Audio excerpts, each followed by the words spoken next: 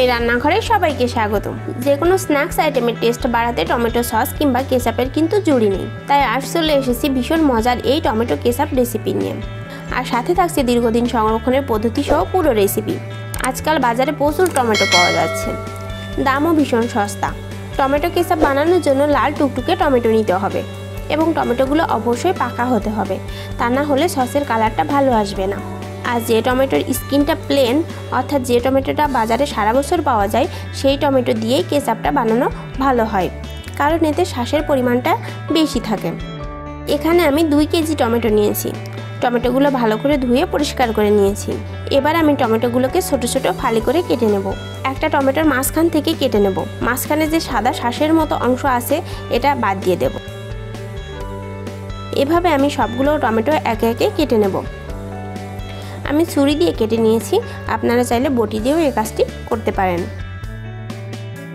আজকাল বাজারে প্রচুর টমেটো পাওয়া যাচ্ছে, দামও ভীষণ সস্তা। এই টমেটোর সিজন শেষ হয়ে গেলে আবার দাম বেড়ে যাবে। তাই দাম বেড়ে যাওয়ার আগেই বাজারে কেনা কেচাপ কিংবা সসের স্বাদ এবং টেক্সচারের মতো বাড়িতেই বানিয়ে ফেলুন দারুণ স্বাদের এই টমেটো কেচাপ।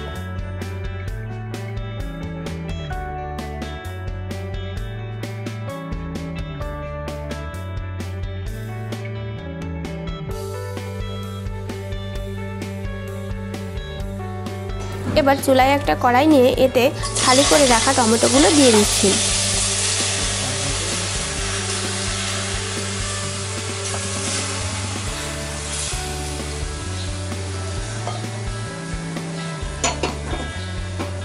আর দিয়ে দিচ্ছি হাফ কাপের মতো জল। এমনিতেই টমেটো থেকে জল বের হবে, এরপর নিচ থেকে যাতে পোড়া না লেগে যায়, এজন্যই আমি জলটা দিয়েছি। এবার একটা ঢাকনা দিয়ে ঢেকে মাঝারি আছে 20 থেকে 25 মিনিট জাল করে নেব। মাঝখানে একবার ঢাকনাটা খুলে আমি একটু নেড়ে দিয়েছি। টমেটো থেকে বেশ খানিকটা জল বের হয়েছে।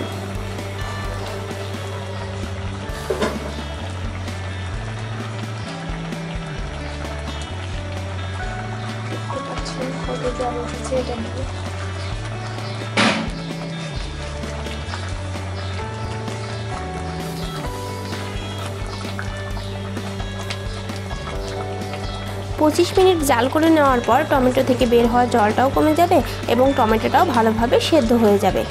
এবার আমি চুলা থেকে নামিয়ে ঠান্ডা করে নেব। ঠান্ডা হয়ে যাওয়ার পর সেদ্ধ করা টমেটো থেকে পরিমাণ মতো আমি ব্লেন্ডারে জাগে নিয়ে নিচ্ছি। এই গরম অবস্থায় কোনোভাবেই ব্লেন্ড করা যাবে না, এতে করে ব্লেন্ডারের মোটর খুব তাড়াতাড়ি গরম হয়ে যাবে, যার ফলে ব্লেন্ডারের ক্ষতিসহ কোনো দুর্ঘটনাও ঘটতে পারে।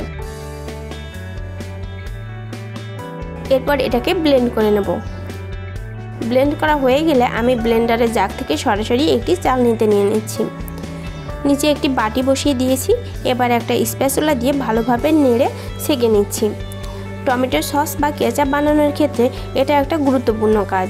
এই মিশ্রণটা ছেঁকে না নিলে এর মধ্যে থাকা বীজ এবং খোসার জন্য এটা খেতে বা দেখতে কোনোটাই ভালো লাগবে না। দেখুন, ছেঁকে নেওয়ার পর অবশিষ্ট এই অংশটা আমি ফেলে দেব।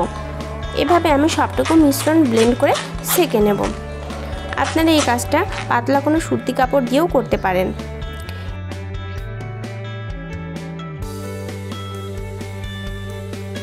এবার চুলায় একটা কড়াই বসিয়ে এতে ছেঁকে নেওয়া মিশ্রণটা ঢেলে দেব।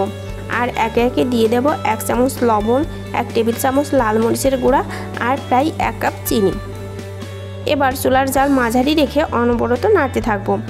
এভাবে নাড়তে নাড়তে মিশ্রণটা একটু ঘন হলে দিয়ে দেব 1/3 কাপের মতো হোয়াইট ভিনেগার। এরপর আবার নাড়তে থাকবো।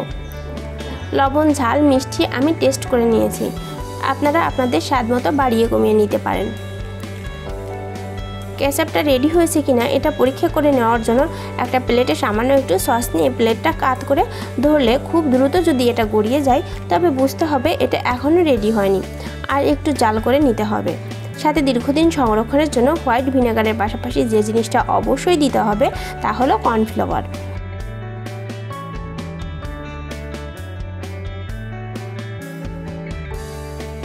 এবার আমি 1 টেবিল চামচ কর্নফ্লাওয়ার নিয়ে এতে 1 টেবিল চামচ জল দিয়ে ভালো করে গুলিয়ে কেচাপের মধ্যে দিয়ে দেব। অর্থাৎ প্রতি 1 কেজি টমেটোর জন্য হাফ টেবিল চামচ কর্নফ্লাওয়ার নিতে হবে। এবার ভালোভাবে অনবরত নেড়েচেড়ে মিশিয়ে নিয়ে 5-7 মিনিট জাল করে নিলে টমেটো কেচাপ রেডি।